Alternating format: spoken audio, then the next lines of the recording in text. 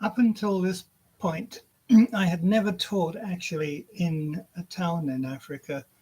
Francistown is you might call it the northern capital of Botswana, quite a large city and expanding. One evening, I was on duty supervising homework studies after the boarders had eaten supper. Suddenly, I heard a commotion outside one of the Form 2 classrooms. This was a first for me, as I had never encountered a fight in a school in all my time in Africa. I rushed across the academic quadrangle, hoping that the students and the remaining classes would not come pouring out to egg on the combatants. "What are you doing?" I roared. "Get off that girl at once." "No, Mr. Gafford, we cannot. Please help us. She is trying to run away." 6 students were doing their best to pin Bunkley to the ground.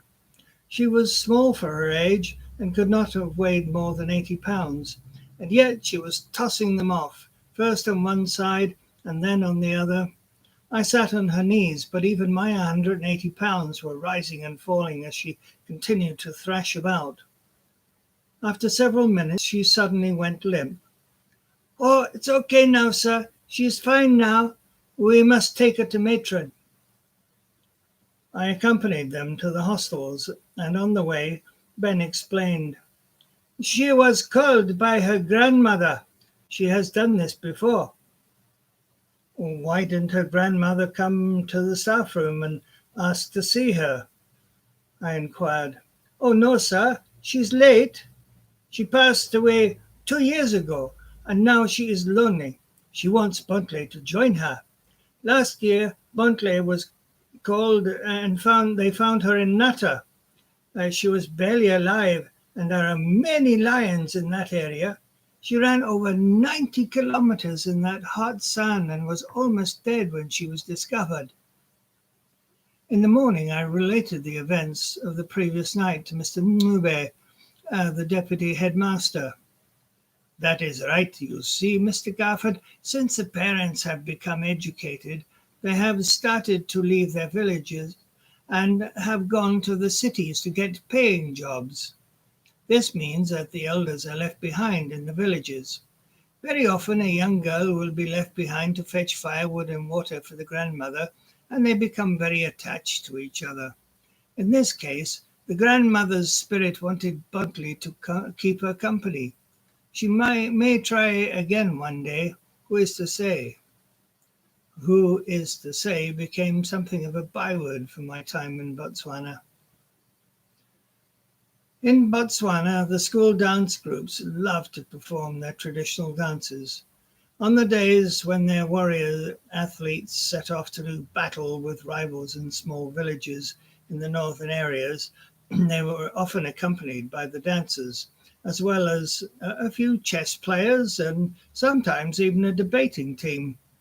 Once I encountered 78 students packed onto the back of an open truck to head out along a paved highway, traveling in excess of 100 kilometers per hour. From there, they would turn off and drive a further 20 kilometers along a deeply rutted gravel road. It was invigorating to witness such enthusiasm, but the situation was also very dangerous. Eventually, there were so many accidents and fatalities around the country that the ministry put an end to this practice, though sitting in a bus never managed to get the blood pumping quite in the same manner. The dances were often performed before the first match began, with the hosts answering back. It set up a wonderfully confrontational atmosphere before the main events got underway. At first, I could not figure out what was intrinsically different about the Tswana dances and those I had seen in the proudly militaristic environment of Chindanduma, where Best Namadiri and his comrades so brilliantly performed the high-stepping dances of the Ndebele, the cousins of the Zulus. There seemed to be the same intricate and repetitive footwork, the same pounding of the drums and the accompanying clapping and chanting, but there was more joy to their dances south of the border. "Ah, We are a small people in a big country, Mr. Gaffard, explained Mr. Hanahose. And in the past, many people tried to invade our lands. We were able to fight, but we do not like to we use the land. Botswana is a very dry place, and if you do not have water, you can easily pass away. We know our land very well, and we knew where the water was. Our enemies did not. We would disappear and leave them to die of thirst. So we had no use for war dances. The resiliency to run away and live to fight another day marked the character of the Botswana, but it was accompanied by a mask that made them less accessible than the free-spirited and in-your-face directness of the Shona. It was also a very different country from the one I had encountered in the writings of Lawrence van der Post, the anthropologist godfather of Prince Charles.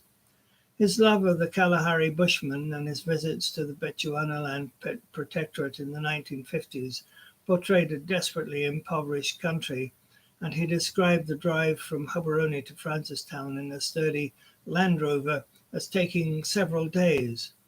They had only had 12 kilometers of tarred road in the whole country at the time, mostly in Gaborone, and students lucky enough to attend one of the 48 schools would have to bring mats to school or sit on the bare ground, often under the shade of a marula tree.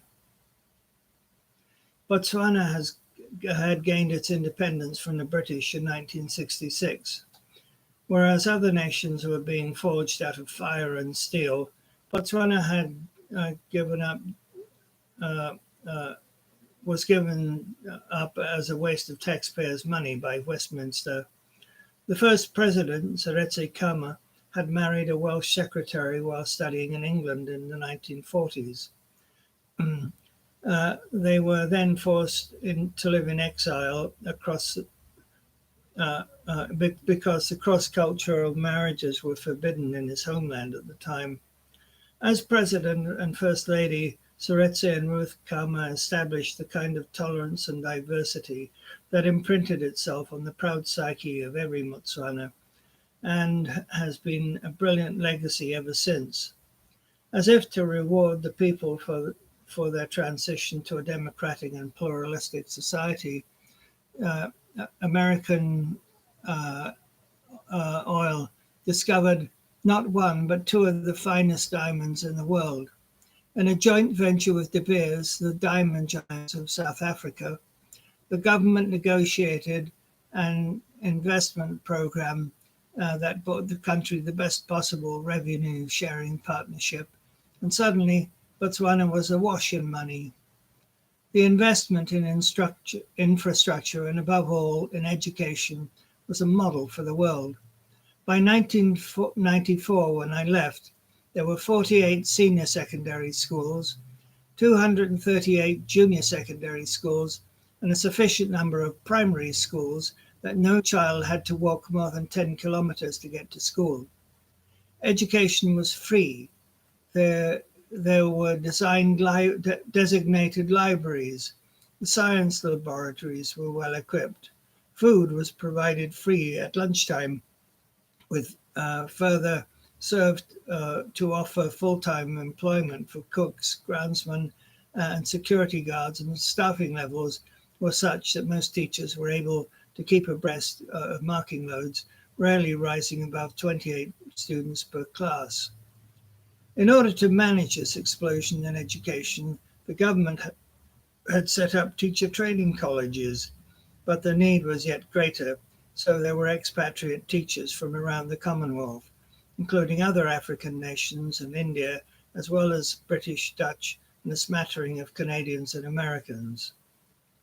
After students completed their Form 4 exams, most of them were asked to join the Turelo Sechaba program, which sent them out mostly to the rural areas to assist at clinics, work in agricultural programs, or help with resettlement areas where there was an unfortunate attempt made to round up the bush people and get them to live in villages rather than continue as nomadic hunters and gatherers. As a thank you for their services, those who stuck it out for the full year received priority placement in colleges or at the university, and were given stipends or continued to be employed. The downside that it too often led to unwanted babies, STDs, and sometimes AIDS. However, it provided young people with a greater sense of their country and gave them an appreciation of their own circumstances and the possibilities of what life had to offer out there after school. There was a need for professional workers in all sectors in Botswana. Students with the academic smarts and aptitude would receive grants to study abroad, usually the UK or South Africa, but they were required to return and to work in their field of expertise for a specified period of time. If they failed to do so, they would have to pay the government back in full. This ensured that the vast majority did return to the country, and the country benefited. Often, well-intended international study programs led to a brain drain, and Africa's brightest and best ended up enriching their first world sponsors. Jablani, my former comrade from Chindanduma, with whom I am still in touch, recently explained to me that while he wanted to return to Zimbabwe after completing his postgraduate studies in Canada and the United States, there simply was not the infrastructure in place for him to find a job. Botswana was more careful and selective in whom they sent abroad, and there were jobs available for them when returned. Tradespeople were in demand as well, and those who had not done so well in their exams had the option of attending the brigades. In essence, these were rustic technical school programs that were established cheaply in rural communities where students could learn to become carpenters, bricklayers, plumbers, or agricultural workers. The US Peace Corps was active here, and I met Mac, a retired computer programmer from Texas who had sold his business and looked for something more useful to do in his life. He was in his early 50s and now loved teaching accountancy and how to run small businesses to a group of students who were learning to become auto mechanics.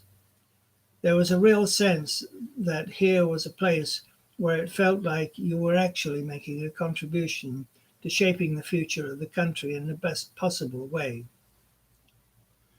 Mr. Chakalisa was a patriot and firmly believed in developing the nation, and hence was determined that every student should be getting 100% in every class. So why was he paying you, an especially expatriate youths, to teach? Unfortunately, there was a lot of less than 100% happening at the school. The students who had grown up in Francistown had already acquired the careless vestiges of Western culture, and those who had been raised in rural areas were soon seduced. It is true to say that once education is provided free, there is a drop in standards because parents no longer have the power to threaten their children with losing the privilege of attending school. In Botswana, every child had to attend school to Standard 7, but then they were screened out. Only those who passed got to move on to junior secondary schools, and then following a similar screening process to the senior secondary schools. Many failed to appreciate the importance of graduating. In many cases, they lacked the parental role models. Under the old colonial system, few of their parents would have progressed beyond the primary levels. As with children everywhere in the world, if they are not encouraged to study, chances are they will make poor choices for themselves. Mr. Chakalisa was unwilling to tolerate what he considered to be excuses and was determined that we would find a way to resolve these matters, come what may.